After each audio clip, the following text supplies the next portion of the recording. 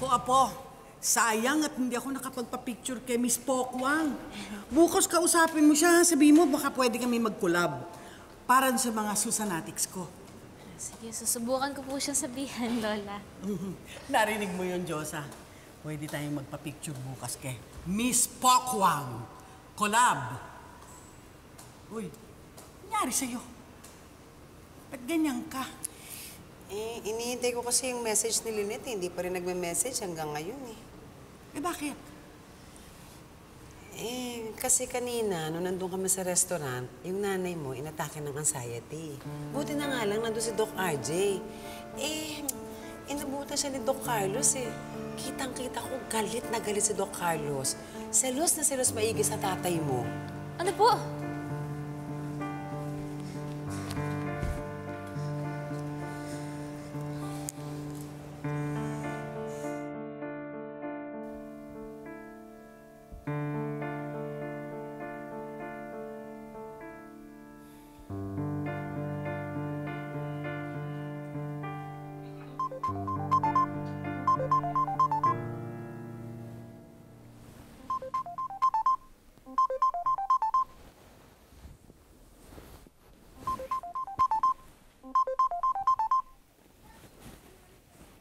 Hello, Annalyn. Hello, Nay. Pwede ko po ba kayo makausap? Gusto lang po sana kitang kamustahin kasi nakwento po sa akin ni Ninang yung nangyari po doon sa restaurant po kanina. Okay lang po ba kayo?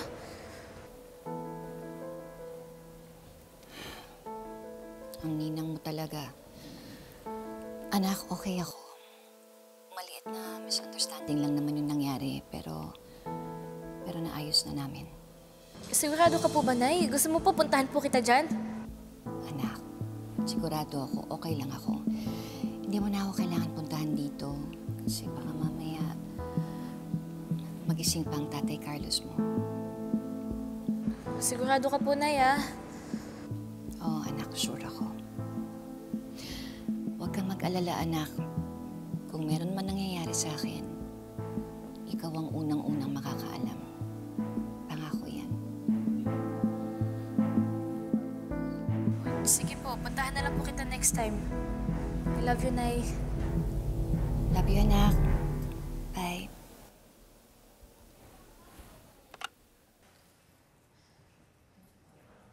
Okay lang naman daw po si Nanay.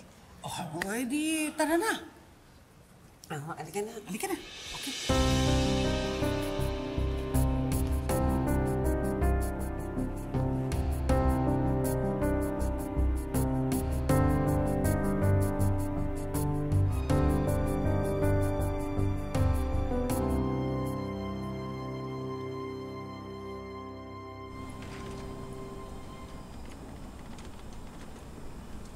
Oh, doktora ha, ready na ako. Oh, for a new day, handa na akong humarap sa mga pagsubok ng East Ridge. Ayan. Nako, mukhang handang-handa po kayo today, Mamang, ah. Siyempre, binasa ko yung mga references na binigay mo sa akin about basic life support at saka sa mga first aid, di ba? Yun ang agenda natin. Di ba? Wow, parang pinapabilib nyo naman po ako. O sige nga po, tingnan po natin kung may natutunan po talaga kayo dun sa mga pinabasa ko sa inyo. Ready dyan ang mamang. Siyempre, di Doc ba? Annalyn, kailangan po kayo sa ER. May emergency. Sige po, Mamang, sandali na po, ah. Ay, tara, may kasama na rin ako.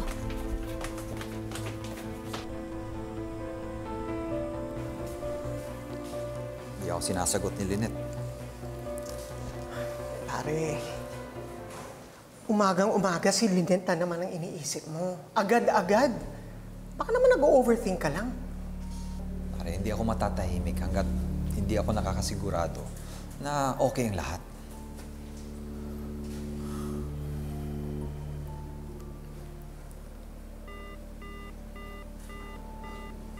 O ngayon, hindi ko na siya makontak. Baka naman nakablock ka na sa kanya. O hindi kaya baka restricted na ang number mo. Pare, hayaan mo na si Lynette. May asawa na yun eh. Pare, dapat nakita mo yung takot sa mukha niya kahapon.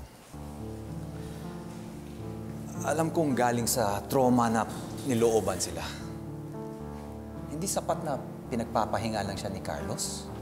Dapat inaalagaan siya ni Carlos. She needs his support. Well, pare, tama ka naman doon. Pero wala ka na magagawa eh. Si Carlos ng asawa niya. Ibigay mo na kay Carlos yung pag-aalala at pag-aalaga kay Lynette. Pare, wala kang karapatang panghimasukan ng buhay nila. At saka sa tingin ko naman, inaalagaan naman ni Carlos si Lynette eh. Pero iba nararamdaman ko, Ray. Grabe yung takot niya na maabutan kami ni Carlos. Tingnan mo, pinagtabuyan nga niya ako eh. Normal naman yun, hindi ba? Eh, pinagsisilosan ka ni Carlos eh. Eh di natural lang na matakot si Lynette na baka yun ang pagsimula ng gulo nila ni Carlos. Eh, bakit sila mag-aaway? Dahil sa akin? Eh, kasal na sila. Wala ba siyang tiwala sa pagsasama nila? Pare, gaya nga ng sabi ko dati, wala na tayong pakialam doon. At saka, anong gagawin mo? Hindi mo nga makontak si Lynette eh. Lynette, ikaw ba sigurado ka na hindi kayo nag-away ni Doc Carlos, ha? Oo nga, Diyosa.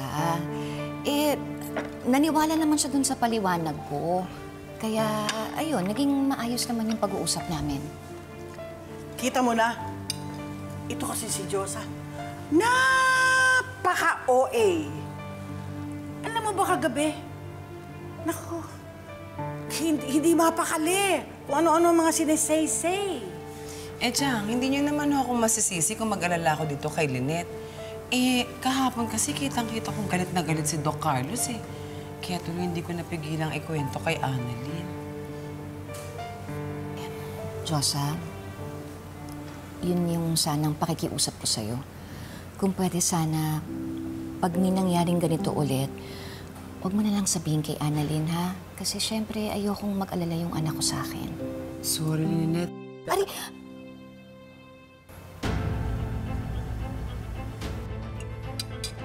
Lynette, may masakit ba sa'yo?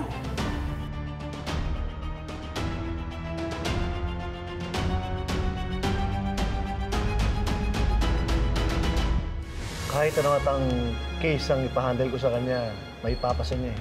Ganun siya kagaling. Mahal na mahal ko yung bata na yun. Tinuring ko na parang anak ko. So kung ano man ang galit mo kay RJ, sana huwag mo ibuntunod sa bata. May good news po ako sa'yo. Ano yun? Nakakapunta po ako ng Japan! Oh, cute! Ari! Sasaktan ka pa. Madali nating mapapabagsak ang Apex. When this goes down the hill, so will the great Giselle. It's time to get what I deserve. And it's time to give her what she deserves.